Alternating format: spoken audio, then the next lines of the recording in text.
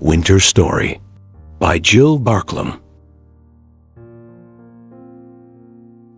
Brambly Hedge. For many generations, families of mice have made their homes in the roots and trunks of the trees of Brambly Hedge, a dense and tangled hedgerow that borders the field on the other side of the stream. The Brambly Hedge mice lead busy lives. During the fine weather, they collect flowers, fruits, berries, and nuts from the hedge and surrounding fields, and prepare delicious jams, pickles, and preserves that are kept safely in the store stump for the winter months ahead. Although the mice work hard, they make time for fun too. All through the year, they mark the seasons with feasts and festivities, and whether it be a little mouse's birthday, an eagerly awaited wedding, or the first day of spring, the mice welcome the opportunity to meet and celebrate. It was the middle of winter. The sun had just set, and it was very, very cold. An icy wind was blowing from the east, and the wind promised snow. Deep in the dark roots of Brambly Hedge, tiny lights appeared as lamps were lit in the windows. More little lights could be seen leaving the store stump, moving hastily along the hedgerow, and disappearing into holes hidden in the twisty roots. The mice had smelled snow in the air and were all hurrying home to a nice hot supper by the fire. Mr. Apple, warden of the store stump, was the last to leave for home.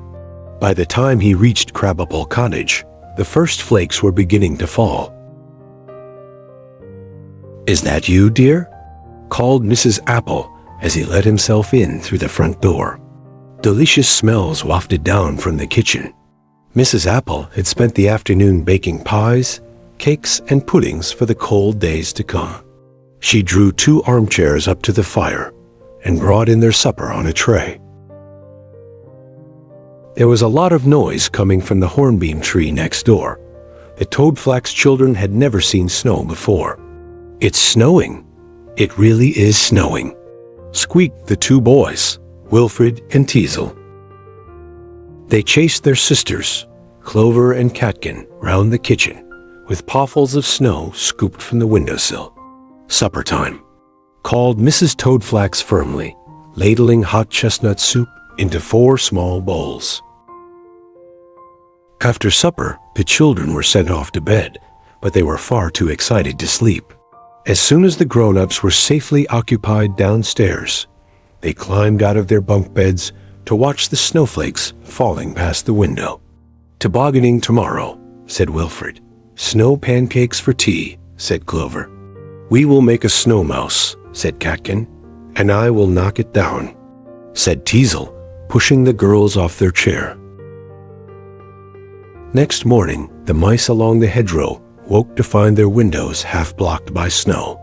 Mrs. Apple had to stand on tiptoes on the kitchen table to see out, and what a sight met her eyes. The fields were covered with a thick white blanket of snow, and all the paths and plants had disappeared beneath it. When the Toadflax family went down to breakfast, they found the kitchen dark and still. Mrs. Toadflax put fresh wood on the fire and set Clover to work with the toasting fork.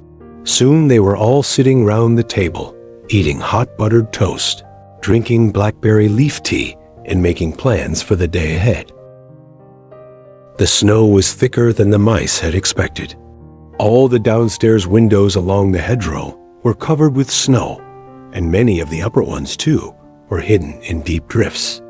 The mice leaned out of their bedroom windows to wave and call to their friends. "Enough for a snowball, wouldn't you say?" called Toadflax to Mrs. Apple. "A snowball," echoed the little mice gleefully. Every family along the hedgerow kept shovels, maps, and ropes in a special cupboard by the front door, and after breakfast, the mice dug tunnels from tree to tree, linking them all to the store stump. Teasel and Wilfred were sent down to help, but they soon found that it was much more fun to throw snow at each other, and so were sent home again. Lord Woodmouse dug his way through to old Mrs. Eyebright and helped her to light a fire. "I haven't seen snow like this since I was young," she sighed. The last snowball was held in the year Mr. Eyebright and I were married.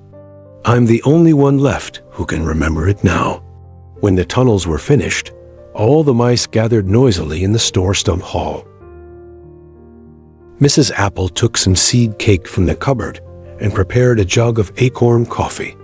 The mice helped themselves and gathered round Mr. Apple, who held up a paw for silence. "Lord Woodmouse and I have agreed," he said when they were quiet, "that we should follow in the tradition of our forefathers." He cleared his throat nervously, straightened his whiskers, and recited, "When the snows are lying deep, when the field has gone to sleep, when the blackthorn turns to white, and frosty stars bejewel the night, when summer streams are turned to ice, a snowball warms the hearts of mice." Friends, I declare that a snowball will take place at dusk tonight in the ice hall. "Where's that?" whispered Clover as the mice clapped and cheered. "Wait and see," replied Mrs. Apple. "You come home with me and help prepare the feast." There was a deep drift of snow banked against the store stump, and the elder mice, after discussion, declared it to be just right for the ice hall. Mr. Apple dug the first tunnel to check that the snow was firm. "It's perfect," he called back from the middle of the drift. The mice picked up their shovels, and the digging began. The snow was dug from inside the drift, piled into carts, and taken down to the stream. Wilfred and Teasel helped enthusiastically, but they were sent home again when Mr. Apple caught them putting icicles down Catkin's dress. The middle of the drift was carefully hollowed out. Mr. Apple inspected the roof very thoroughly to make sure that it was safe. Safe as the store stump, he declared. All the kitchens along Brambly Hedge were warm and busy. Hot soups, punches, and puddings bubbled, and in the ovens pies browned and sizzled. Clover and Catkin helped Mrs. Apple string crabapples to roast over the fire. The boys had to sit and watch because they ate too many. "It's not that I mind, dears, but we must have some left for the punch." The glowworms were put in charge of the lighting. Toadflax fetched them early from the bank at the end of the hedge, for Mrs. Apple had insisted that they should have a good supper before their long night's work began. By tea time, the hall was finished. The ice columns and carvings sparkled in the blue-green light, and the polished dance floor shone. Tables were set at the end of the hall, and eager cooks bustled in from their kitchens with baskets of food. The children decorated a small raised platform with sprays of holly, while Basil, the keeper of the hedgerow wines, set out some chairs for the muzzleclins. When all was done, the mice admired their handiwork and went home to wash and change. As muffs and mufflers were left at the door, it was clear that all the mice had dressed up for the grand occasion. Wilfred and Teasel crept under a table to watch, and every now and then a little paw appeared and a cream cake disappeared. Basil struck up a jolly tune on his violin, and the dancing began. All the dances were very fast and twirly, and were made even faster by the slippery ice floor. Wilfred and Teasel whirled their sisters round so quickly that their paws left the ground. "I don't feel very well," said Clover, looking rather green. Mrs. Apple stood on a chair and banged 2 saucepan lids together. "Supper is served," she called. The eating and drinking and dancing carried on late into the night. At midnight, all the hedgerow children were taken home to bed. As soon as they were safely tucked up, their parents returned to the ball. Basil made some hot blackberry punch, and the dancing got faster and faster. The snowball went on until dawn. The musicians were tired. The ice columns began to drip. The sleepy mice could dance no more. They wandered home through the snow tunnels, climbed the stairs, and crept into their warm beds. Outside the window, the snow had started to fall again. But every mouse in Brambly Hedge was fast asleep.